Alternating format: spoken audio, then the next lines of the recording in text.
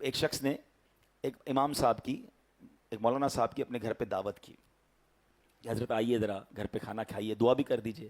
Drawing room میں بٹھایا اور کھانے پینے کا انتظام کرنے چلا گیا۔ کھانا وغیرہ کھا کے امام صاحب دعا کر کے چلے گئے۔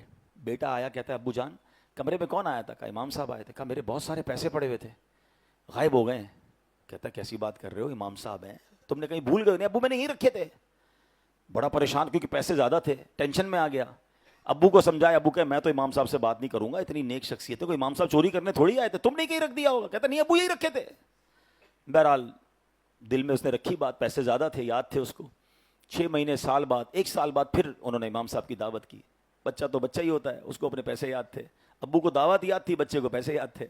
جیسے امام صاحب آئے تو ابو کھانا لینے گئے تو اس نے کان میں امام صاحب سے پوچھ لیا، امام صاحب ایک بات کہوں، ناراض مت ہوئیے گا۔ بولو بیٹا کیا مسئلہ ہے؟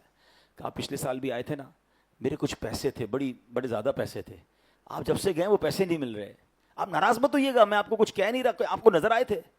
یہ سن کر امام صاحب رونے لگ گئے۔ اتنی دیر میں والد صاحب بھی آ گئے۔ بیٹے نے کہا میں نے امام صاحب سے پوچھا ہے، وہ تو رو رہے ہیں۔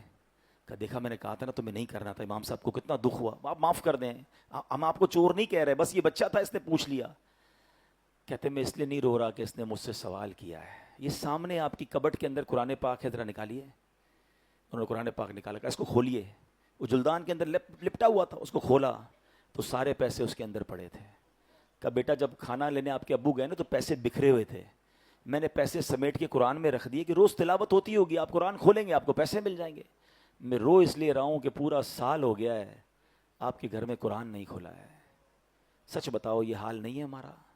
موبائل روز کھلتا ہے، بلکہ کئی بار کھلتا ہے، نماز میں بھی جی چاہتا ہے کھولنے کو۔ ابھی بیان کے دوران بھی کئی لوگ چیک کر رہے ہوں گے، چین نہیں آتا۔ نیا سافٹ ویئر آ جائے، نئی کوئی اپلیکیشن آ جائے، خود ہی ڈھونڈ کے اس کا ٹیوٹوریل بھی ڈھونڈ لیں گے، اس کو یوٹیوب پہ بھی سرچ کریں گے، 4 دوستوں سے بھی پوچھیں گے یار اس کے بینیفٹ بتاؤ، اس کا طریقہ بتاؤ، میں آ رہا ہوں تیرے گھر پہ بھائی، مل کے سیکھتے ہیں کیسے کرنا ہے۔ آج کل آرٹیفیشل انٹیلیجنس کا زمانہ ہے، کیسے سرچ کرنا ہوتا ہے، کیسے سب کر لیں گے۔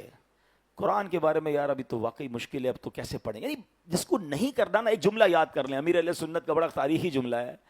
آپ فرماتے جس کو کرنا ہونا اس کے لیے راستے بہت، جس کو نہ کرنا ہو اس کے لیے بہانے بہت۔ فیصلہ آپ کر لیں۔